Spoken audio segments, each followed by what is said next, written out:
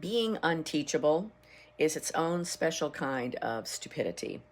If you believe that no pain, no gain is the way to heal your trauma, you're just going to continue re-traumatizing yourself.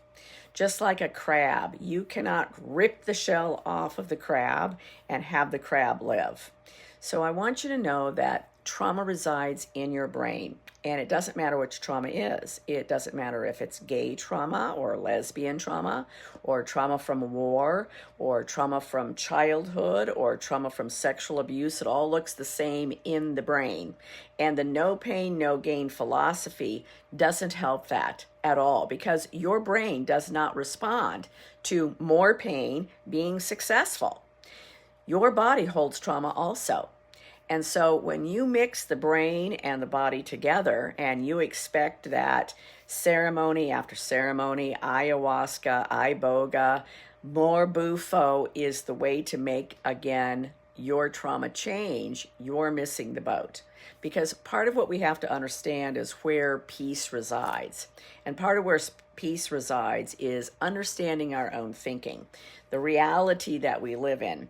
I was trained as a paramedic and a critical incident debriefer. And I learned early on that having an outer shell that was hard was going to work. But I also needed to keep my compassion and my empathy. And I needed to keep my ability to have connection, good human connection with other people. So there is a place to have that outer shell as you need it. And you have to have the ability, though, to remove that outer shell. And that's part of what we don't learn.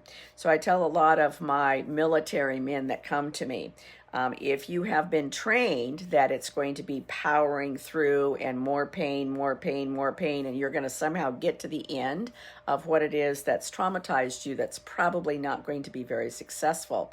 Because what you really do need to go back to is the truest essence of yourself. And the truest essence is of ourself can only respond so many times to the trauma in our lives and seeing things and hearing things and being around things that are not in alignment with us. Those of us that have chosen careers, though, where we need to see those things and we need to be around those things to actually help other human beings, we also have to be trained in a way that allows us to be able to shed our armor that protects us during those particular times of engagement.